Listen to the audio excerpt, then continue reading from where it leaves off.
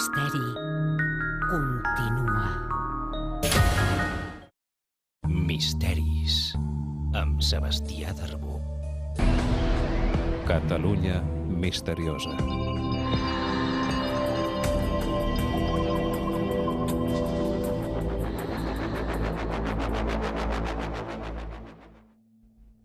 Anem a parlar d'ovnis, d'objectes volants no identificats, però no a qualsevol lloc, sinó aquí, a casa nostra. Resulta que allí, a Montserrat, cada nit del dia 11 hi ha una trobada d'amics interessats, seguidors del fenomen ovni.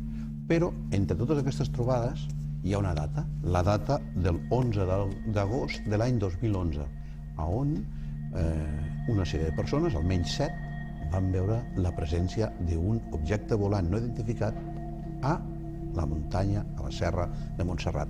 Per parlar d'això, avui tenim aquí a una persona que ha produït un documental sobre aquest ovni. Ell és l'estudiós d'ovnis, Xavier Soler. Com estàs? Bona nit. Molt bé, bona nit. Gràcies per portar-me aquí. Bé, com et va quedar el cos al veure aquest ovni? Doncs mira, et diré que la primera visualització que vam tenir, perquè la vam tenir en dues fases, ens vam quedar incrèduls, ens vam negar a creure que era un ovni, i a la segona, doncs, tinc que dir que durant molts dies el grup de 4 o 5 persones que van pujar junts, a banda dels altres 3 que surten al documental, vam estar, diguéssim, caltrats amb l'aspecte de dir era, no era, vam estar-ho discutint hores senceres, però la realitat és quan veus un ovni, independentment de que la gent pugui pensar que és un ovni o no, alguna cosa sí que t'influeix personalment. Però amb el documental l'ovni es veu molt de llum, és una llum neta. Sí, perquè el problema és de focus de càmera.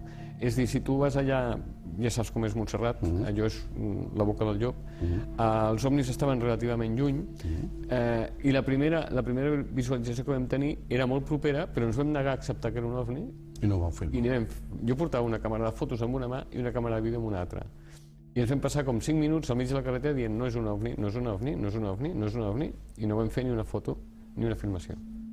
Bé, no obstant, van arribar a poder fer un documental, oi? Que és el que ara, tot seguit, veureu.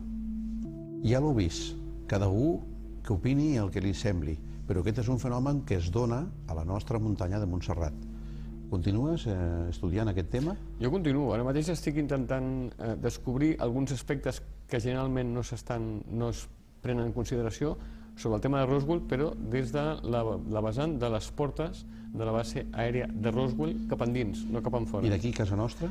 D'aquí, casa nostra, de moment, amb el tema de Montserrat, he tingut prou, m'he tirat 6 mesos podent el documental. Cal dir que el que acabem de veure és una part molt reduïda del documental. El documental dura 34 minuts, en realitat. Per tant, hi ha més informació, hi ha més testimonis, més coses a veure. Doncs el que has de fer, Javi, és continuar fins que el puguis filmar bé i fins i tot, si pots entrevistar un alienígena, seria extraordinari. Això seria la bomba, em faria estar famós. Gràcies, Javi, per estar aquí. I ja ho sabeu, aneu a Montserrat perquè potser veureu ovnis. El misteri continua.